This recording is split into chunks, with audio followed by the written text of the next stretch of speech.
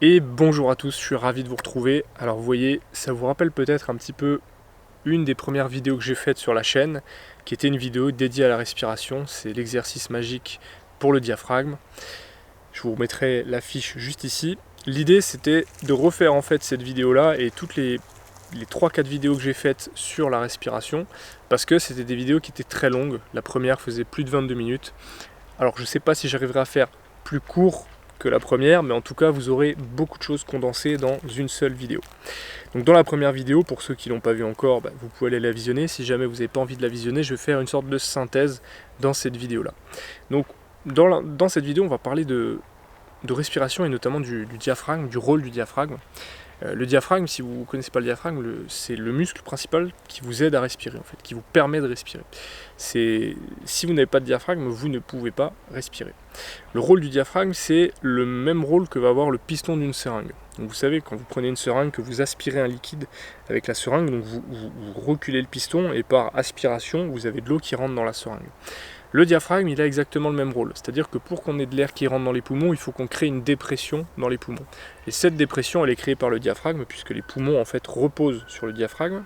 Je vous mettrai des petits schémas à droite ou à gauche. Et en fait, quand le diaphragme se contracte, il a tendance à descendre, les côtes s'écartent, l'air rentre dans les poumons, et plus l'air rentre dans les poumons, plus la cage thoracique se dilate, et on va avoir donc le diaphragme qui descend.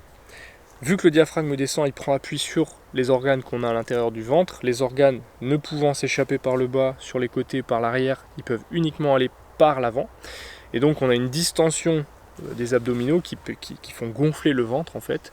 Et c'est ce qu'on appelle la respiration abdominale, classiquement. C'est la respiration que vous employez 100% du temps quand vous êtes en mode repos ou que vous dormez par exemple. Si vous observez quelqu'un dormir, un bébé, un adulte ou quoi que ce soit, il aura une respiration abdominale. Le ventre va se gonfler à chaque inspiration et à l'expiration par tension, on va dire, des abdominaux. Simplement parce que les abdominaux ont été étirés, la tension passive des abdominaux ramène le ventre et l'air est expulsé par la bouche ou par le nez, ça dépend. L'inverse, c'est quand on a une respiration inversée. Donc la respiration inversée, elle va avoir tout un tas de conséquences, notamment au niveau de la cage thoracique et du cou. C'est-à-dire qu'au lieu de prendre de l'air en gonflant le ventre, on va prendre de l'air en gonflant la cage thoracique.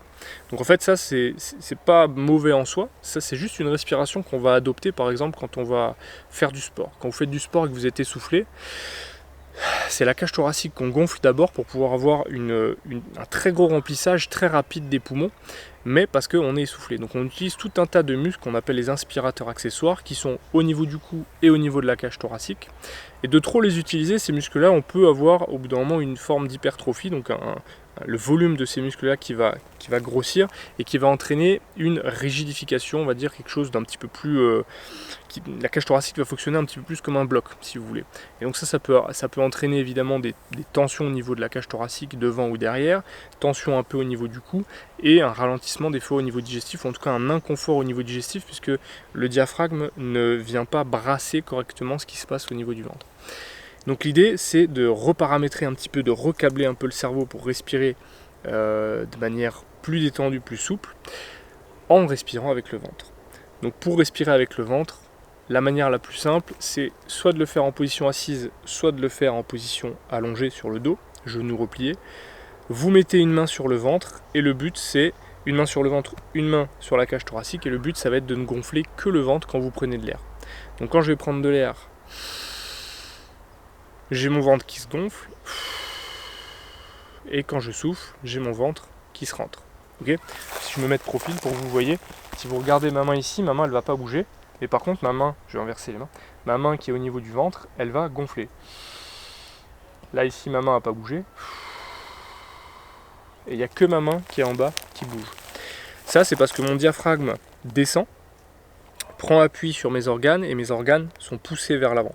Ça c'est la respiration physiologique. Le corps est conçu comme ça pour que le diaphragme ait non seulement un rôle respiratoire, mais il va également masser le cœur, les poumons, et il va masser tout le système digestif.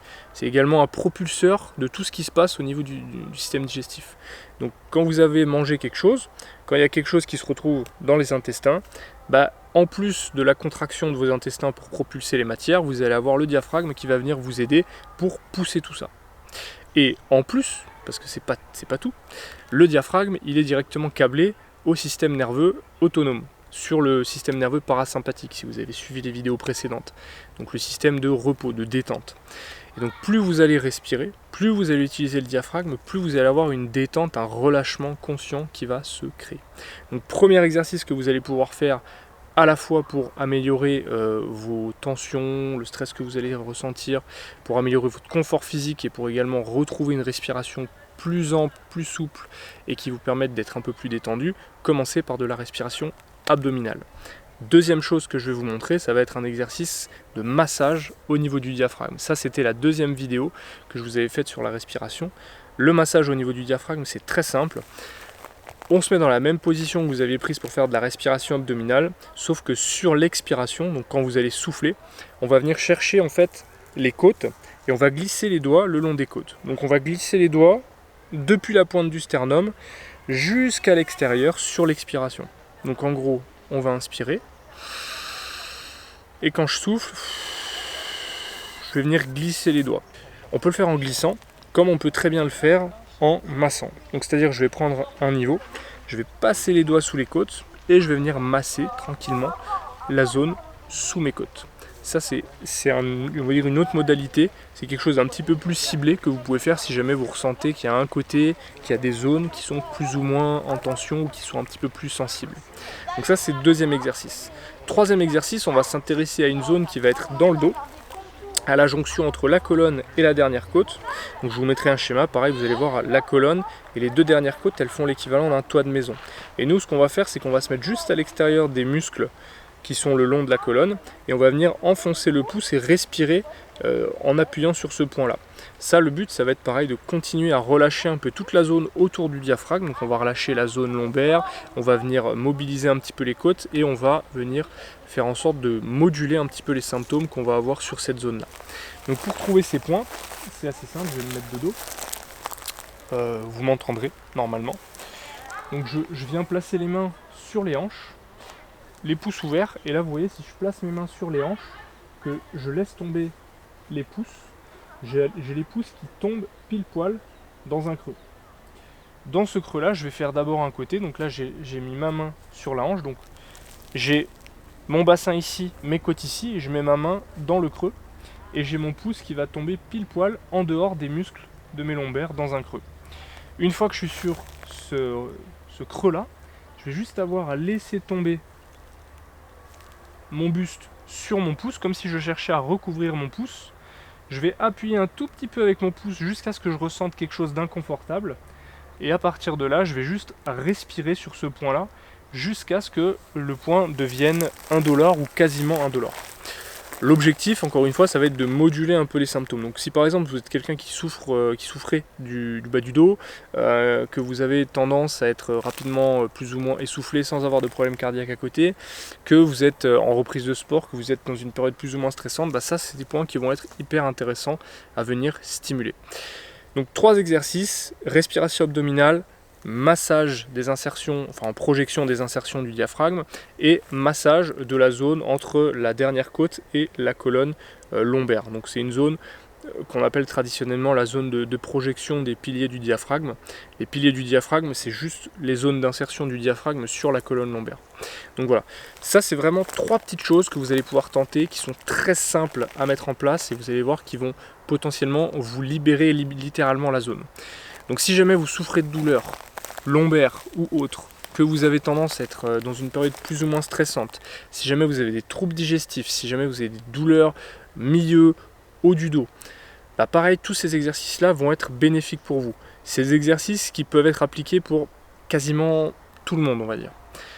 Testez-les, dites-moi en commentaire comment vous les avez ressentis. Si en tout cas la vidéo vous a plu, lâchez-moi un gros pouce vers le haut. Abonnez-vous à la chaîne si ce n'est pas déjà fait. Je vous rappelle que mon livre est toujours en vente et que vous l'avez toujours en premier lien dans la description. Ce sera encore et toujours le cas jusqu'à ce que ça change. Mais bon, pour l'instant, ça ne change pas. Moi, je vous retrouve à très vite pour de prochaines vidéos et je vous dis à très bientôt. Ciao.